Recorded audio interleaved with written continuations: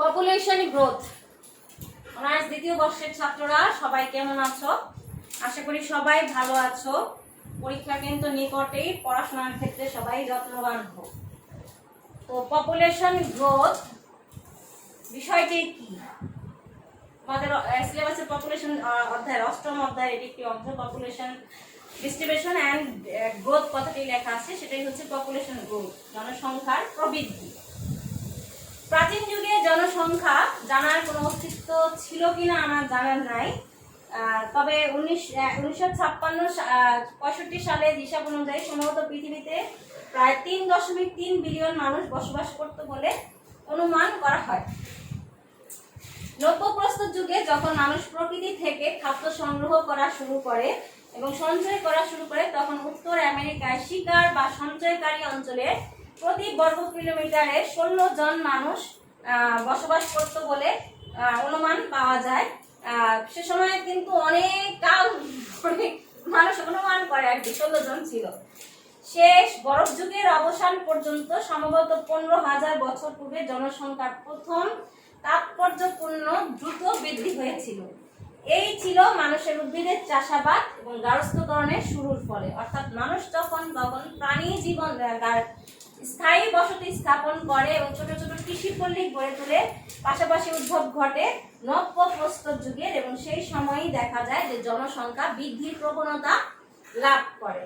জনসংখ্যা বৃদ্ধির দ্বিতীয় প্রাক সময় হচ্ছে মানুষ গ্রামীণ বসবাসকারী দলবদ্ধ সাহায্যকারী পানি মৃত্তিকার সমন্বয় নিয়ন্ত্রণ করতে পারে। অর্থাৎ মানুষ যখন প্রকৃতিকে তার নিয়ন্ত্রণে নিয়ে আসে, তখনই মানুষের মধ্যে দেখা যায় জনসংখ্যা বৃদ্ধির প্রবণতা শুরু হয়। লাঙ্গল চাকা, অর্থাৎ আধুনিক যখনই লাঙ্গল চাকা তৈরি, গাড়ি তৈরি, ধাতু দিয়ে জিনিসপত্র তৈরি থেকে নগর জীবনের প্রস্তুতি শুরু হয়। প্রাক ঐতিহাসিক যুগে 3টি জনসংখ্যা অঞ্চলের সূত্রপাত হয়, যেমন বলা হয়েছে ভূমধ্যসাগরীয় চতুর্পাশ অঞ্চল, এশিয়ার পূর্বাঞ্চল, দক্ষিণ পূর্বাঞ্চল, ইউরোপ ও এশিয়ার উত্তরাঞ্চল, সাহারার দক্ষিণ আমেরিকা, উত্তর ও দক্ষিণ আমেরিকা, এশিয়ার মধ্য পশ্চিমাংশীয় যাযাবর এলাকাগুলোর পর্বতে অশ্বরোহীর যে অংশ, সেটা কিন্তু আমরা চিন্তা করি। অর্থাৎ 3টা অঞ্চলে বলা হয়েছে যে জনসংখ্যা এইসব অঞ্চলগুলোতে চিহ্নিত করা হয়েছে প্রাচীন যুগে, নব্যপ্রস্তর যুগে। ধীরে ধীরে সর্বত্রই প্রাগ ঐতিহাসিক কৃষি গ্রামের উদ্ভব ঘটে এবং নগর সভ্যতার শেষ সীমায় পৌঁছায় উপনীত হয়। নগর মানুষ কখনই হয়? যখন মানুষের মধ্যে বেচা কেনার প্রবণতা শুরু হয়, তখন থেকেই মূলত মানুষের নগর সভ্যতার উদ্ভব ঘটে। আর নগর সভ্যতার শেষ সীমানায় যখনই উপনীত হয়, তখনই সভ্যতার উত্তরণের পাশাপাশি জনসংখ্যার বৃদ্ধি পায়। আবার কোনো প্রাকৃতিক দুর্যোগ, সামাজিক দ্বন্দ্ব এবং রাজনৈতিক সংঘর্ষের ফলে জনসংখ্যা বিভক্তি হয়ে থাকে। অতীতের তুলনায় এই যে বিগত জনসংখ্যা খুব দ্রুত বৃদ্ধি পায়, তখন মানুষের বিভিন্ন হার বলা যায়। যেমন ইউরোপের শিল্প বিপ্লবের কারণে কিন্তু জনসংখ্যা পৃথিবীর অন্যান্য অঞ্চল অপেক্ষা দ্রুত এবং অধিক পরিমাণে বৃদ্ধি পায়। আবার এখন কিন্তু দেখো, ইউরোপের শিল্প বিপ্লবের হওয়ার ফলে যে উন্নয়ন, সেটি কিন্তু এখন আবার তাদের জনসংখ্যা কমাতে শুরু করছে। অর্থাৎ জনসংখ্যার এই যে প্রবৃদ্ধি, সেটি কখন থেকে শুরু হয়েছে সেটির কোনো ধারণা পাওয়া যায় না। তবে ধারণা করা হয় যে নব্যপ্রস্তর যুগের যখন শেষ সীমানায় আসে এবং প্রাক ঐতিহাসিক যুগে যখনই মানুষ কৃষির উদ্ভব ঘটে, গ্রামের উদ্ভব হয়, মানুষের মধ্যে বিনিয়োগ ব্যবস্থার ফলে বাজারের উদ্ভাবন হয়, তখন থেকে বাজার সৃষ্টি হয় এবং বাজারের ফলে কি হয়? নগরের সৃষ্টি হয়। এবং তখন থেকে মানুষ কি হয়? জনসংখ্যা বৃদ্ধি, তাদের মধ্যে একটা প্রবণতা লাভ করে। এই যে জনসংখ্যা বৃদ্ধির প্রবণতা, তখন থেকে জনসংখ্যা গ্রোথ বা প্রবৃদ্ধি কথাটি চলে আসে। এই যে জনসংখ্যা প্রবৃদ্ধির নিয়ামক গুলো কি কি? পপুলেশন গ্রোথ ফ্যাক্টর গুলো কি কি?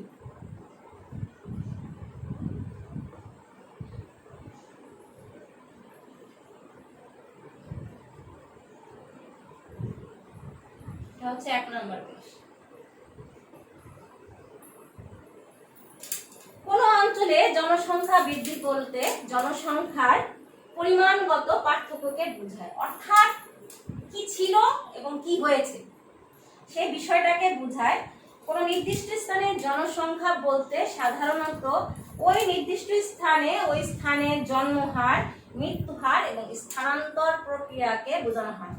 বয়স, লিঙ্গ সংযুক্তি তথা জনসংখ্যার কাঠামো এর সাথে নিবিড়ভাবে সংযুক্ত। আমি সবসময় কিন্তু তোমাদের বলে থাকি পিরামিড পিরামিড পিরামিড পিরামিড কথাটা এই জন্যই চলে আসছে, নিম্নের সূত্রের সাহায্যে জনসংখ্যার এই যে গ্রোথ ফ্যাক্টর সেটি সহজেই পরিমাণটা ব্যাখ্যা করা যায়। কারণ আমি কিন্তু বললাম যে কোন অঞ্চলের জনসংখ্যা বলতে সেখানে তার পরিমাণগত বিষয়টাকেই বোঝানো হয়।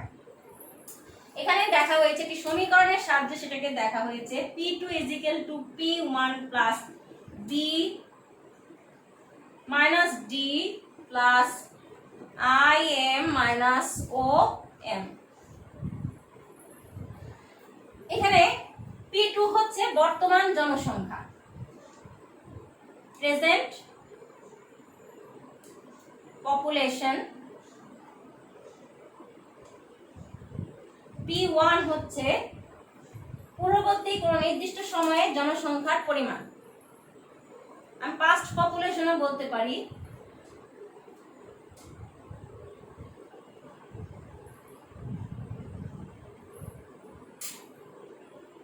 পাস্ট পপুলেশন মানে ধরো আমি 10 বছর করে ধরছি বা 20 বছর করে ধরছি বা 5 বছর করে ধরছি, তাই নির্দিষ্ট, অর্থাৎ 10 বছর আগে জনসংখ্যা কি ছিল, 10 বছর পরে জনসংখ্যা কি হচ্ছে সেই নির্দিষ্টতা। তারপরে হচ্ছে বি দ্বারা হচ্ছে বার্থ রেট, নির্দিষ্ট সময়ে মোট জন্মের সংখ্যা, নির্দিষ্ট সময়ে মোট জন্মের সংখ্যা, শিশুর জন্মের সংখ্যা। ডি হচ্ছে ডেথ রেট, মোট মৃত্যু সংখ্যা। আই এন হচ্ছে ইন মাইগ্রেশন, অর্থাৎ মোট বহিরাগমন।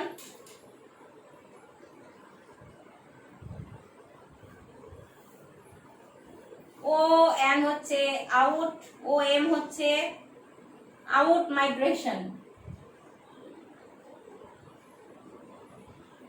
অর্থাৎ নির্দিষ্ট সময়ে মোট বহির্গমন, অর্থাৎ চলে গেছে কয়জন, বহির থেকে আগমন হয়েছে কয়জন, বাহির থেকে আগমন, বাহির যোগ আগমন বহিরাগমন, আর বাহির যোগ গমন বহিরাগমন, বহির্গমন, বাহির যোগ গমন বহির্গমন।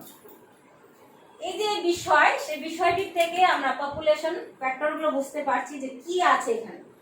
অর্থাৎ কোন স্থানের জনসংখ্যার প্রবৃদ্ধি জন্মহার মৃত্যু হার, জন্মহার মৃত্যু হার, তারপর হচ্ছে অভিগমনের উপর নির্ভরশীল। এই দুটো মিলেই তো অভিগমন,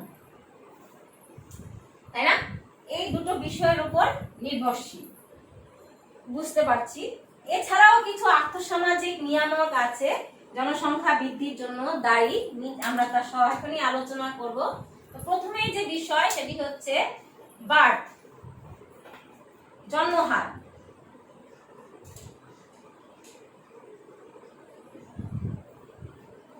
জন্মহারটা কি? কোন নির্দিষ্ট বছরে প্রতি 1000 জনসংখ্যার মধ্যে জীবিত সন্তান জন্মের হারকেই জন্মহার বলা হয়ে থাকে। অর্থাৎ কি পরিমাণ সন্তান আমি জন্ম হচ্ছে পৃথিবীর একটি দেশে 1000 জনের মধ্যে, সেটি হচ্ছে জন্মহার। জনসংখ্যা বৃদ্ধির জন্য জন্মহার অপরিহার্য। জন্মহার সময়, স্থান, পাত্র, অবস্থার ভেদে ব্যাপক তারতম্য ঘটে থাকে। নিয়ন্ত্রণযোগ্য সামাজিক, অর্থনৈতিক ও রাজনৈতিক উপাদান দ্বারা জনসংখ্যার এই যে বিষয় জন্মহার সেটি প্রভাবিত হয়। পৃথিবীর অধিকাংশ উন্নত দেশে শিক্ষা, নগরায়ন এবং জীবনযাত্রার মান উন্নয়ন বলে জন্মহার হ্রাস পাচ্ছে, জন্মশীলতা বা জন্মহার হ্রাস পাচ্ছে, মানে বার্থ রেটটা কমছে। আর অন্যদিকে অনুন্নত বা উন্নয়নশীল দেশসমূহে নিম্ন হার সমূহে নিম্ন শিক্ষার বিস্তার, তারপর হচ্ছে দারিদ্রতা, অধিক পরিমাণে গ্রামীণ ও কৃষিজীবী সম্প্রদায়ের অর্থনৈতিক গতির কারণে জন্মশীলতা বৃদ্ধি পাচ্ছে। গ্রামীণ সমাজে কিন্তু জন্মহারটা বেশি হয়ে থাকে, কারণ সেখানে দেখা যায় যে পালনের জন্য মানুষ আছে। কারণ গ্রামীণ সমাজ এখনো কৃষি জমি পরিপূর্ণ, এখনো কৃষি কাজ করে। আমরা গ্রামীণ বসতিকে জানি যে গ্রামীণ বসতি বেশিরভাগ মানুষ হচ্ছে কৃষি কাজ করে এখনো জীবিকা নির্ভর করে। যেহেতু কৃষি কাজ করে জীবিকা নির্ভর করে, তাহলে তাদের মধ্যে জন্মহারের প্রবণতাটা বেশি, এই কারণে যে আমার পরবর্তী স্টেজে যেন সেও সেই কাজটি সম্পূর্ণ শেষ করতে পারে, বা এক ছেলে শিক্ষিত হয়ে গেলে আরেকজন সেই কাজটা যেন করে। এই যে একটা প্রবণতা। তারপরেও আছে আমাদের শিক্ষার হার নিম্ন। সেই কারণেও কিন্তু আমাদের জন্ম হারটা বৃদ্ধি পায়। এরপরে হচ্ছে মৃত্যু হার।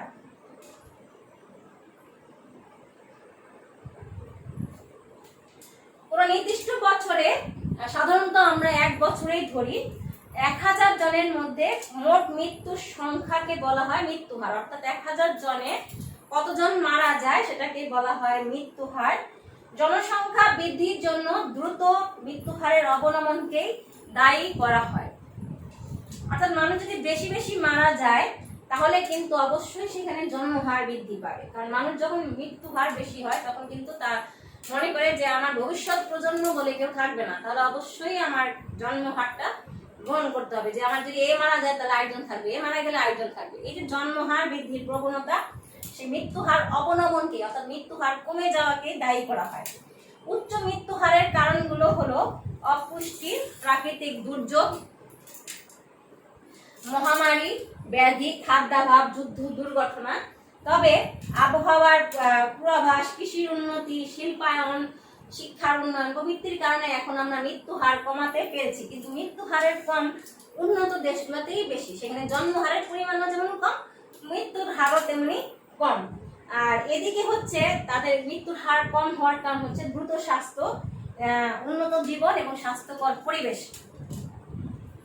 অপরদিকে আমাদের মতো দেশে দেখা যায় যে জনসংখ্যা বৃদ্ধির আরেকটি কারণ হচ্ছে অস্বাস্থ্যকর পরিবেশ, পুষ্টিহীনতা, নিম্ন আয়, মৃত্যু হারের অন্তরায়। বাংলাদেশেও কিন্তু এর বাইরে নয়, বাংলাদেশের মৃত্যু হারও বেশি, জন্ম হারও বেশি। আমরা যখন ডেমোগ্রাফিক ট্রানজিশনাল মডেল করব ঠিক সেই সময় কিন্তু আমরা এই বিষয়টি জানবো। আর এই যে বললাম জন্ম হার অধিক, মৃত্যু হার জন্ম হারের বৃদ্ধির অন্যতম কারণ। যদি মৃত্যু হার বেশি হয় তাহলে জন্ম হারও বেশি হয়। এরপর হচ্ছে বহির্গমন।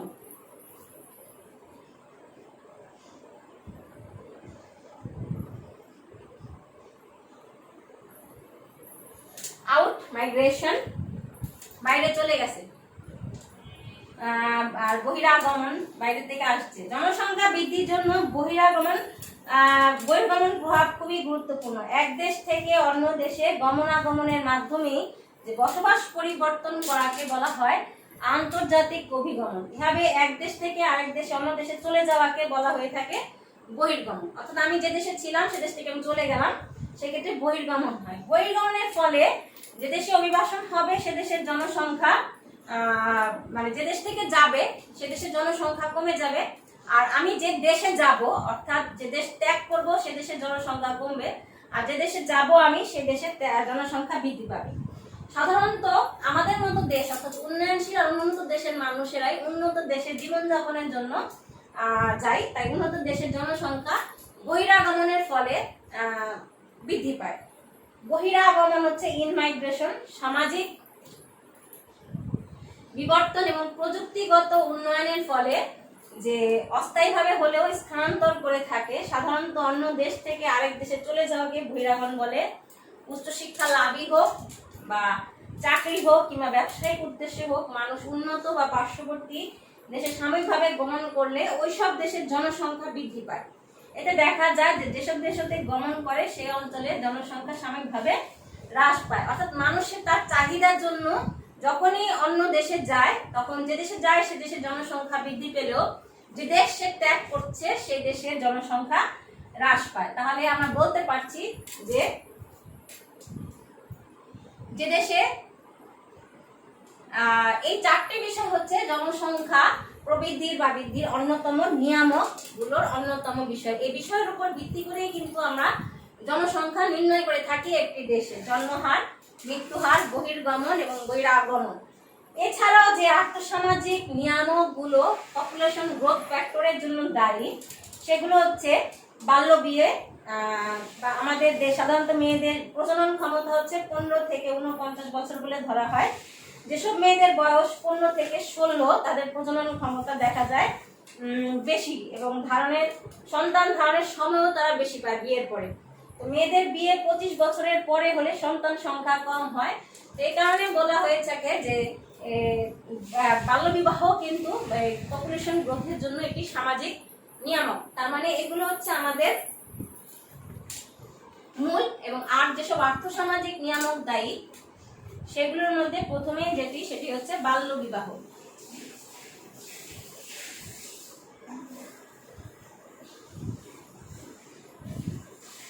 দুই, শিক্ষার অভাব। আমরা নারী শিক্ষার অভাব বলতে পারি বা সবারই শিক্ষার অভাবে বলতে নারী শিক্ষা তথা শিক্ষার অভাব।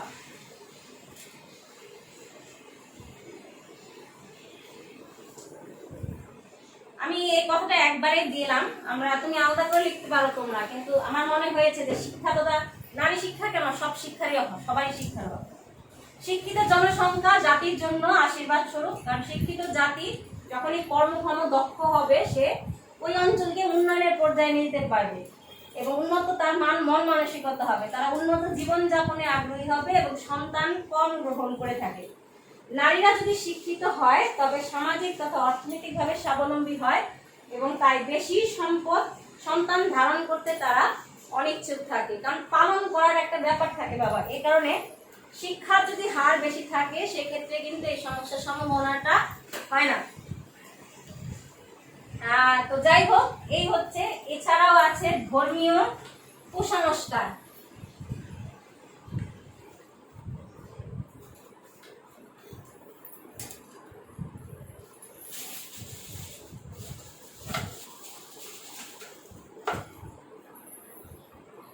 ধর্মীয় কুসংস্কার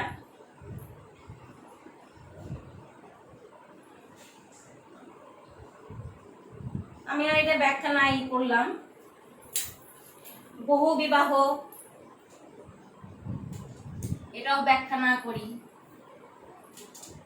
নিম্ন জীবনযাত্রা, এটা একটু ব্যাখ্যা করি।